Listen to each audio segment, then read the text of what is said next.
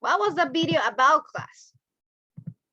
It was just a review. United States. The United States, Rosa, excellent. It was about the formation of the United States. Remember that the United States wasn't the big country that we know now. It wasn't the 51 state that it has. At the beginning, it was just kind of states, 13, 10, 12, 13, and then during the wars, during the purchases, and during treaties, the big country that we know, it was growing. It would start growing. Then some of them of the states were because of the war that it has. For example, the Mexican War that it was between the United States and Mexico, that the United States gains the land, and so it's part now of the United States. And now we see the United States as you see. What is the topic? Okay, that was just a review of the last class. Let's write this. This is the topic. Copy what it says here. Immigration. Let's talk about immigration, class. Immigration is the topic. Summary number 4, immigration. 1 minute to write this in the notebook.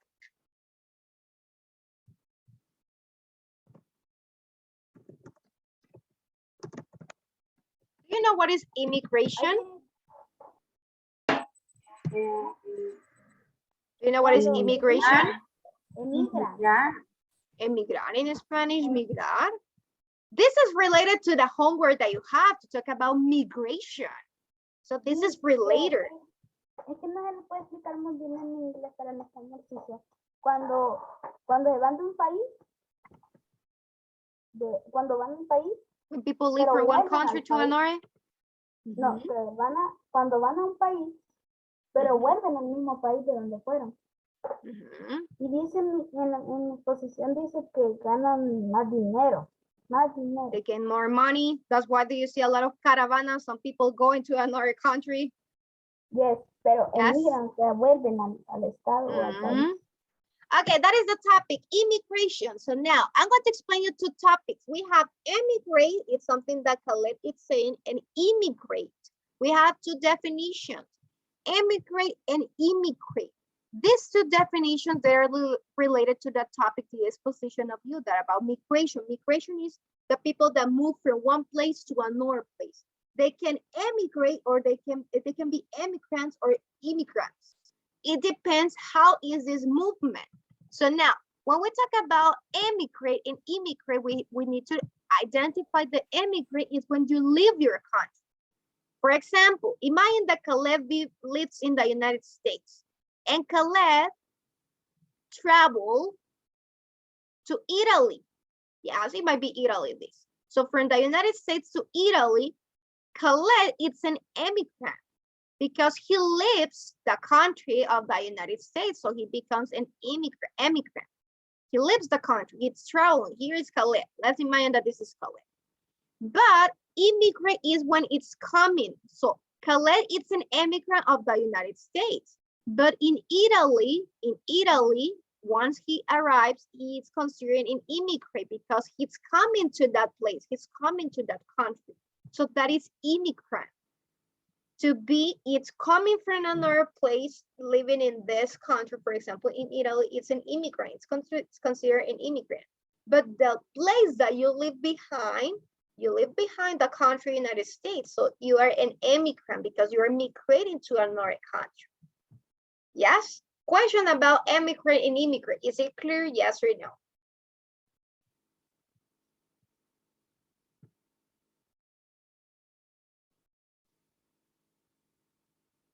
Yes or no, class? Yes, Anna says yes. Thank you so much, Anna. So don't forget these 2 definitions. We have, when we talk about migration, the moving from one place to another, we have emigrate and immigrate. Emigrate, it's leaving that place, leaving that country, and immigrate, you are coming to that country. Now, let's talk about this part of the history about the United States, also the definitions of immigrants. So let's see. Fernando, help me to read this slide, Fernando. The English settlers who lived along the Atlantic coast in the 1600s were immigrants. An immigrant is a person who comes to live in a new land. Excellent.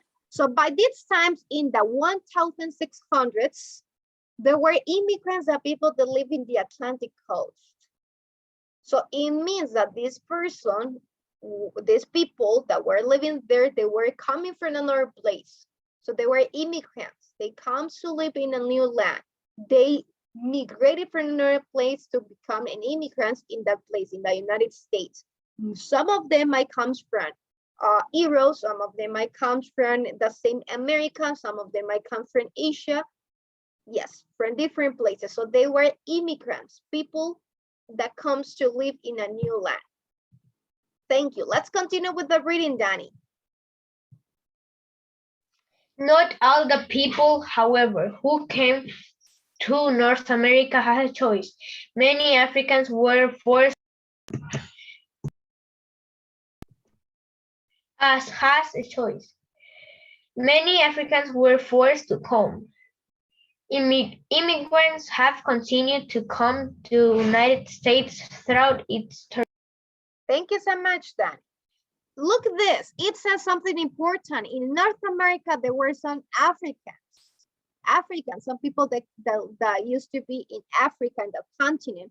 But what happened? They were forced to come. Look at these people. These are all photos taken of all these people that were forced to work in the United States. They were considered slaves, just for the color of the skin, because they were dark skin, or what, as you say, they were black. So they were considered slaves just for that reason. Look at this. Even though they were kids, they had to work. They were forced to work in the United States also, in other countries also, not just in the United States, just for the color of the skin. So they were forced to immigrate, not by oh, I want to immigrate to the United States. No, they were forced to go to the United States because of work, because they need to work on that place by force, not because it was an option. So it says immigrants have continued to come to the United States through its history. There is a rich variety of the history of this. Okay, let's continue with the reading. Hermes, continue with the reading, Hermes. Most people living in the United States are immigrants, or descendants of immigrants. Each immigrant group has a health or a country culture grow because they bring a variety of traditions. Thank you. Because of the broad variety of traditions. So remember, they're coming to different places. They're coming from Asia, they're coming from Europe, they're coming from Africa. So they have their own culture. So these descendants of immigrants, they have the same country's culture like this. Look at this. What is the country culture of this? Do you know in which country they used to wear and color the face? Mexico. That is the Mexico culture. That's right, Gabriela. Look at the other picture. I'm going to display another one. Look at this. What do you think is coming this tradition? India. Indian people. That's right. Look at these girls. They are wearing this type of clothes. They are dancing, and you see they have something in the head. So Indian people, yes. What about this? Okay, dancing tango, I think. Tango, where is the tango? The culture of the tango? Don't know. You don't know? Who knows? Who knows? Gabriela, thank you. Who knows the tango word is coming? Dance. Lucia? Es un estilo de danza. Okay, that's right. That is tango. Do you know the country where they play tango? The country, Lucia? No. No, if from Spain, in Spain, some people dance tango. So it might be this a culture of Spain. What about this class? I see this China. Might be Korean people. Asian, Korean people, yes. I'm not sure about it, but yes, it might be from Asian people, Korean. Yes, because of the things that she's wearing. Let's see here now. This person. Italian. No, India? Italian. Yeah. Indian. No, these are Indians. These might be in another. Africans might be. India. And there's one China. from China. That's right. So it has these people have the culture. So when they migrate to another place, they bring all the culture that they have. They're not going to forget the culture that they have or the beliefs. No, they're going to learn. They're going to learn the culture in the place. Culture.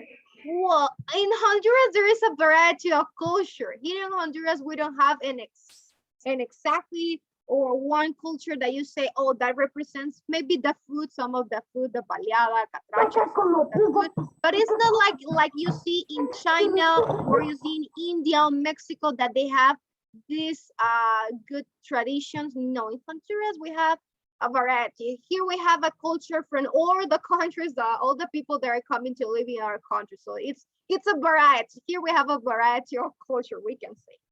Now, so it doesn't happen in the United States. In the United States, there is not just gringos, I would say, just Americans. No, there is a lot of people living there and they have their own culture. Okay, let's continue. We have now this information that it's immigration information about the Ellis Island. I'm going to talk about that. We're not going to copy this. At the end, we're going to copy. Gabriela, help me to read the first two, these two information, the first two. Mid-1600, many people come to North America from England. About 50,000 people come during this time. Between 1730 and 1807, over 40,000 Africans are brought to America against their will. In 1808, this practice is forbidden by law in the United States. Okay, thank you so much. This is the immigration information. What happening here? There's the people coming to North America from England, from that country were coming those people. Then during between this time, some Africans, they were forced to work in the United States here. So these people were considered slaves, esclavos. So that's why they were forced to work just by the color of the skin, as I was telling you before. Now let's continue with number 3 and number 4. Sian, yes, number 3 and number 4. Between 1860 and 1880, nearly 200,000 Chinese workers come to the Western United States. Many of them helped to build railroads. Between 1880 and 1920, about 22 million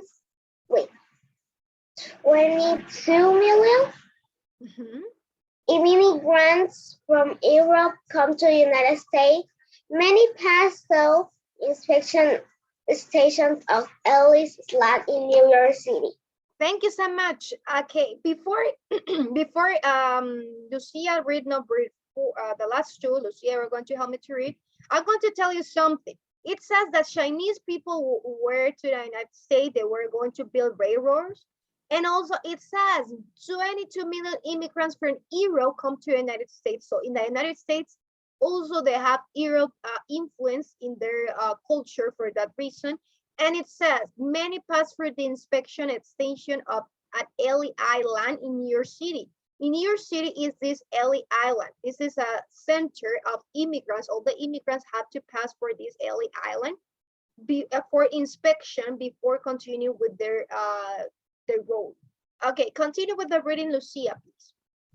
Between 1910 and 1940, about 175,000 Chinese and other Asian immigrants come to Angel Island in San Francisco Bay and eventually enter the United States.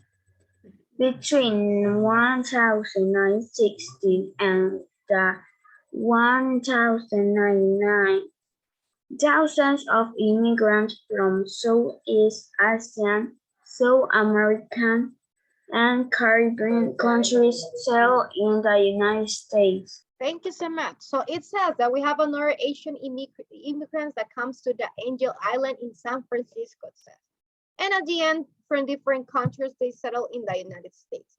Now, here I have a picture of the Ellis Island that is in New York. It is close to this Statue of Liberty. It's here, as you can notice. So the Ellis Island is here, where the people goes to inspection first. And here we have a picture of the Angel Island in San Francisco, California, how it doesn't look, where some immigrants come there. So it's part of the history, yes. Does it exist nowadays? Yes, it still exists. Siyan, tell me.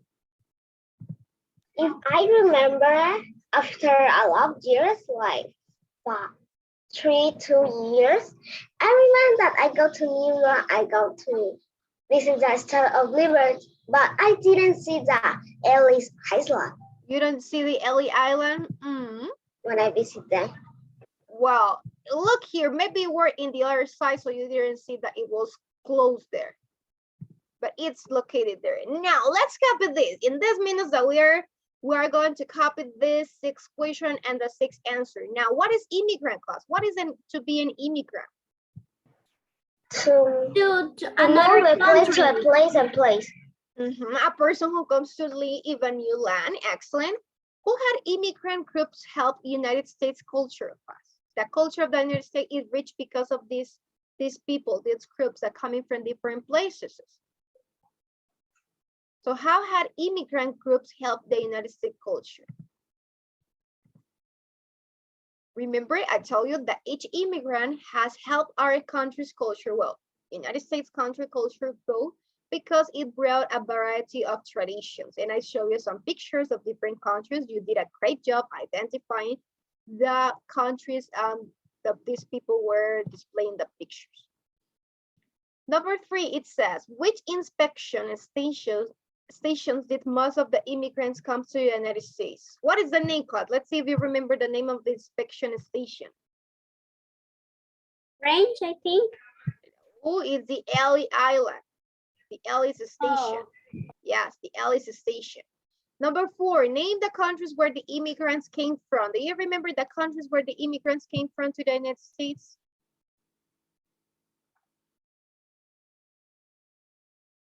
No. They were coming from different countries, like England, Mexico, African countries, China, Asian countries. They were coming from South American countries, European countries. Yes. Number 5, how many people passed through inspection stations at the Ellis Island between 1880 and 1920? It says that 22 million people were passing through that inspection in the Ellis Island in those days. And the last one, it says, do you think that the migration to the United States has to stop? Do you think, class, that has to stop the migration or it's continued? Do you think that nobody migrates to another country now? No. Yes, No, it's migration. Yes, it hasn't stopped. All the people is migrating. You see that they are in the news. I don't see if you see the news. The migration is still happening. Some people say, I'm going to go to the United States, me voy a ir en la caravana. You see a lot of people walking from Tegucigalpa to San Pedro Sula, and then they go to Guatemala and they take the road. Mexico. That's right. So there is still migration. Some people go to the United States, and some from the United States, they migrate to Canada.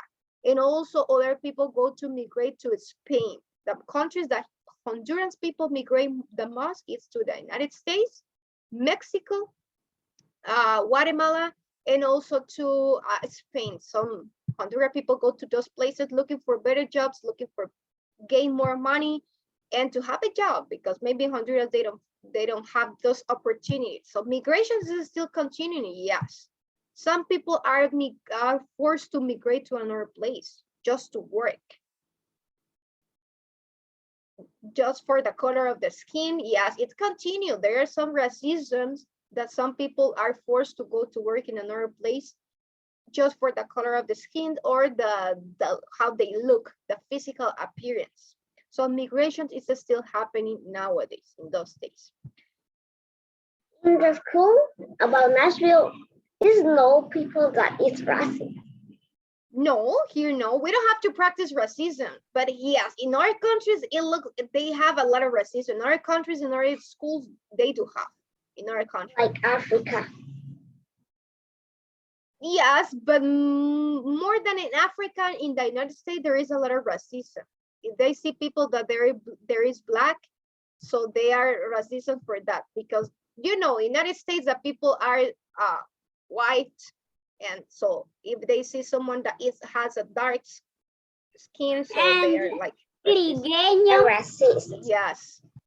Si lo mira trigueño, they are going to make bullying sometimes. So in Honduras, we don't practice that. We don't practice that because we are different people, and we know there is a variety of people here living in our country, so we are so nice. But in our countries, yes. It's like also muy poca gente racista. Yes, that's right. Okay, let's. We're going to finish with this, copy this. Let's see, we have time. Yes, we have a couple of minutes. If you have any question about the homework, this is the time to ask. Remember, it's a video talking about migration. You can include the causes, advantages, disadvantages of migration. You can use a cardboard, some visual aids, una cartulina, cardboard, or you can use a PowerPoint presentation like this. Puede hacer su propia presentación. You explain, you make an exposition like you are in a class, in a classroom at school. And you present in 2 minutes. In 2 minutes, no more than 4 minutes. No more than 4 minutes. It can be 2 minutes, 3 minutes. It's okay. But the presentation can be too long. Not too much, not too much, not too long. Just what is migration? What are some advantages, disadvantages? Not too long, the presentation.